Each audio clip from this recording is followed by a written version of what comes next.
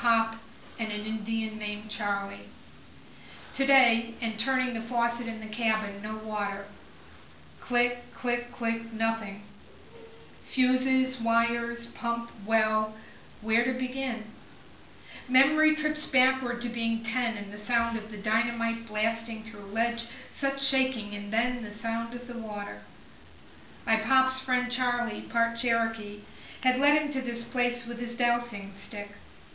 I touched the blue veins bulging in his thin wrist, trying to hold the stick upright. I held on too. How hard it was. I was sure his veins would burst. No sign of water here among the rocks under the trees then, now. But Charlie had said water, his stick pointed down, and Pop trusted him. It took 3 loud blasts and everything shook, and the water flowed cold, so cold, into Pop's hand. Finding the buried pipe now, where the water still flows, will translate into dollars, not dynamite. When I was 10, Magic visited these woods with an Indian named Charlie and nestled down to stay. Dollars can't compete with the memory of that magic. Sometimes we love the things we love for what they are. So that's the first one. And this one, Cannavo Spring, WINSTED, Connecticut. And somewhere in an anthology in New Jersey, this poem is, so that means WINSTED, Connecticut is. And that's why I put it as part of the title. And if it ever made it someplace else, WINSTED goes there too. Now, because I'm old, that spring used to be way back toward the tree line. There were no condos, there was no house that was set back from the road. It was all woods.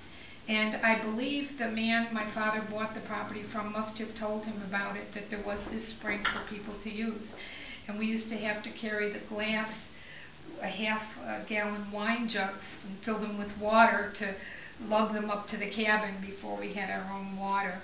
We probably broke a zillion town rules, so it's a good thing. Okay, this is called Cannavo Spring, WINSTED, Connecticut. I can remember thinking, even in high school, gee, it takes a special kind of person to just kind of give over this land. That would have been prime real estate. So, Cannavo Spring. The man who donated this spring to posterity probably was like you or me in one of our better moments when we think past an immediate return. He probably imagined the high thirst of summer days, the kind that only cupped hands lifting water from a mountain spring could possibly assuage. He probably thought of the horses, too, bearing the burden of man day after day with his journeys. To a simple soul, such a respite, along with a cool breeze on an upturned face, was all that one should yearn for. And this man, making his gift a spring to the future, unknowingly left the fingerprints of his soul behind for us to draw hope from, along with the water.